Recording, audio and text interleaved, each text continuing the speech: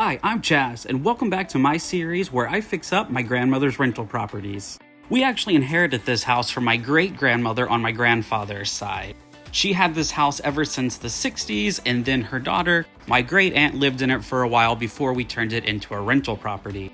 The same people lived in it for nearly 15 years. Live anywhere for 15 years and you're gonna leave a mark. But these people definitely left their mark on this house.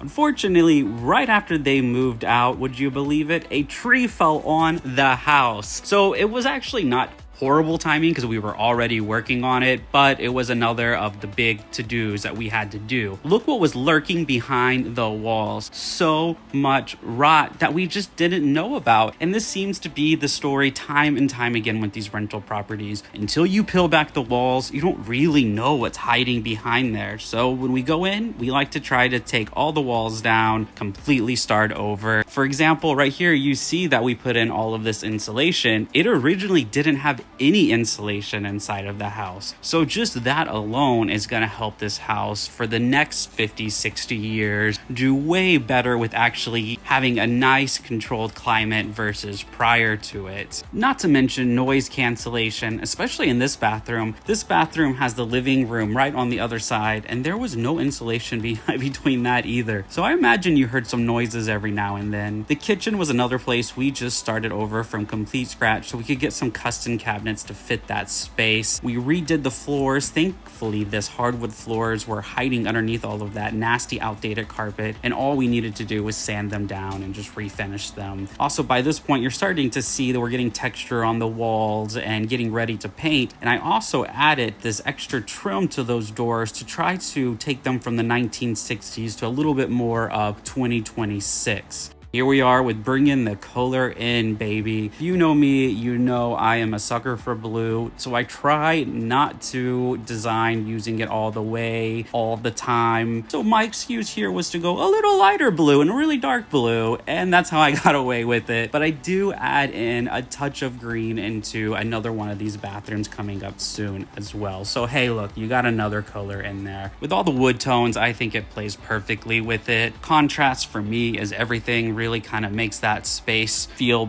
bigger or even more cozier at times, depending on how you're trying to play the mood. The front of this house, curb appeal was really bad. If you see the thumbnail photo, you know this whole front was grown over and we lost a whole flower bed. So as curb appeal is everything, we had to fix that by adding some more greenery and dark mulch in there for what? Contrast! And now let's do some reveals. Here's an old, here's the new,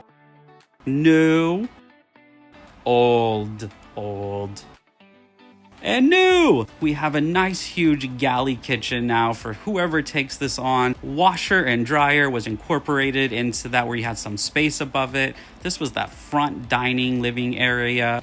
This is looking down into the hallway, our old bathroom into the new bathroom. Much more spacious, even though we didn't give it space, we just made it brighter and newer.